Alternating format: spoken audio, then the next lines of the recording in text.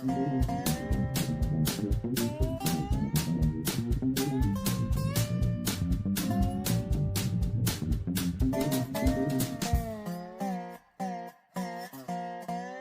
know, universe wide. Yeah, so, and he knows God's word better than any of us. But, and that's what makes him so dangerous to man, is that he knows psychology better than any of us too. That's something about psychology. Psychology comes from the word psyche, which is a Latin word for spirit. So when they say they're studying the psyche to become psychiatrists and psychologists, they're studying the spirit. The spirit is in the mind. It's what makes the mind tick.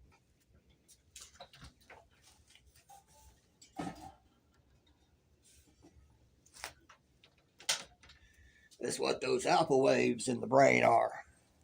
That's your spirit. That's your heart. Bob says to guard your heart. Well, that's your heart to guard your mind. Because that's where it all happens. This body is just a biochemical machine designed for us to travel this journey up in this life on this earth end. The heart has a little thing on it. It's got its own signal, separate from the mind. You know, it marches to the beat of a different drummer, so to speak. So that's two separate things right there. So the mind, the brain, is more or less a conduit for the spirit to speak to the mind and body. And yeah, y'all gonna think I'm nuts now, but it's true.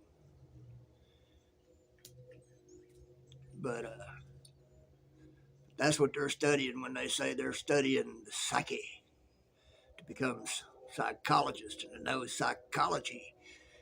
That's the study of the spirit, who you really are. And each one has a pattern. You can study that pattern. That's what Freud did. He studied people's patterns to figure out what made them tick. Of course, Freud had a stick for believing everything had a sexual beginning to it. You know, that was his thing. So it kind of tells you a little bit of something about him. He was hung up on sex. Probably because a lot of things started for him that way. It can happen.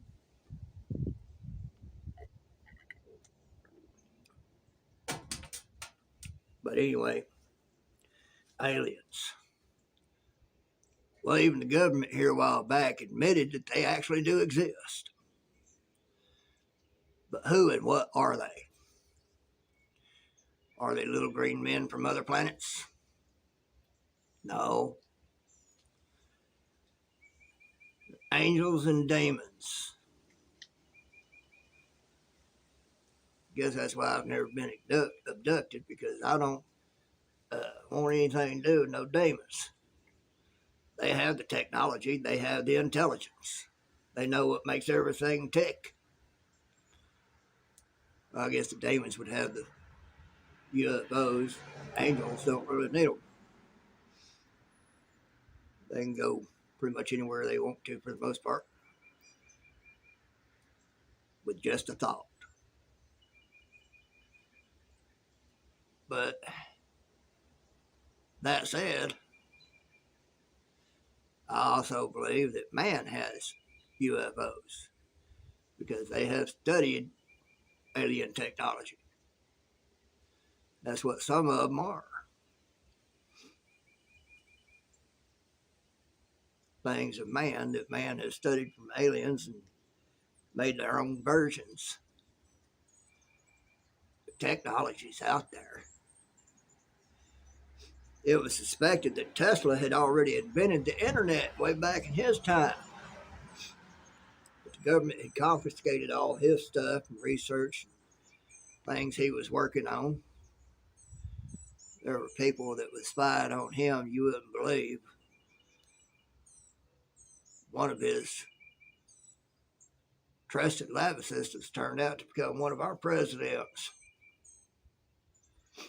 And he had German Nazi connections. Huh. Things make you go, huh. Makes you wonder, makes you ponder. And that right there, folks, just goes to show that, the world does what it's going to do according to God's plan. A lot of them don't know they're doing God's will by doing the bad things they do, but God says even the wicked shall do his will. And they are. They're doing it. So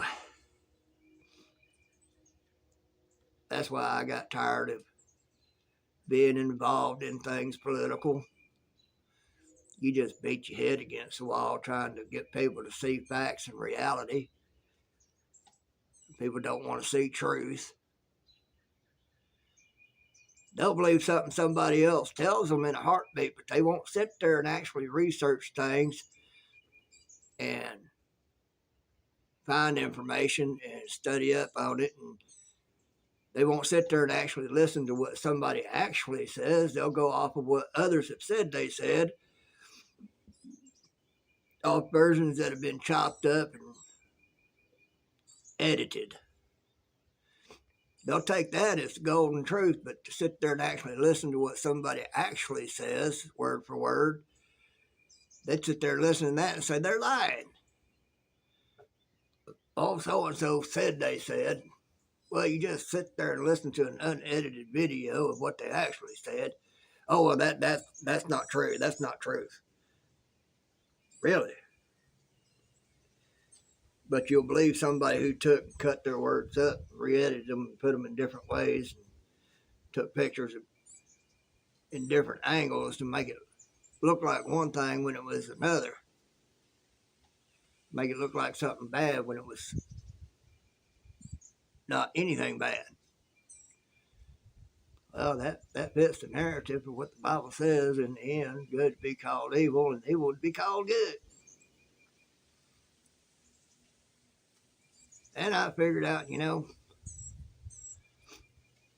all of it is part of God's plan and will for everything to go topsy-turvy, because that's part of the machinery that he set in place to produce something that he wants to produce.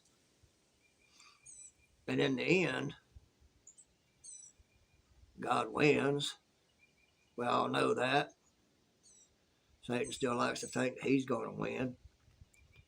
And those who follow him still thinks he's going to win.